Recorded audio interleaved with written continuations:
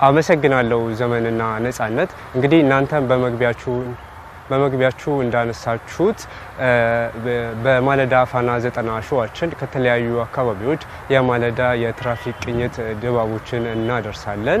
እንግዲህ እኛም አሁን በአያት ተገኝተን ደራርቱ አደባባይ አካባቢ ያለውን የትራፊክ እንቅስቃሴ ለመቃኘት ሞክረናል።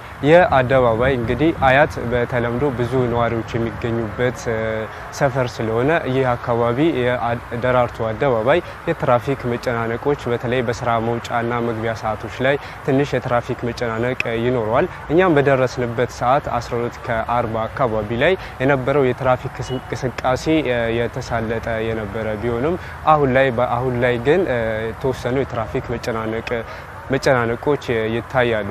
በተለይ እንግዲህ ይህ አደባባይ አራት መንገዶችን የሚያገናኝ ነው። ከፊታችን ከአያት ጸበልና አያት 49 ከጀርባዬ ደግሞ ወደ መገናኛ የሚመጣው መስመር በቀኝ በኩል አያት 72 እና ሰሚት እንዲሁም ከዚህ ደግሞ ከለገጣፎ የሚመጣውን አራቱም መንገዶች የሚያገናኝ ነው። እንደዚህም በመሆኑ የተወሰኑ የትራፊክ መጨናነቆች ይታዩበታል አሁን ላይ። ነገር ግን ይህን የትራፊክ መጨናነቅ ለማሳለጥ ደግሞ የትራፊክ ተቆጣጣሪዎችና በጎ ፈቃደኞች የትራፊክ መጨናነቁን ለማሳለጥ እየሰሩ ይገኛሉ። ይህም ይበል የሚያሰኝና ወደ ሌሎች ቦታዎችም ቢቀጥል ቢሰፋ የሚያስብል ነው።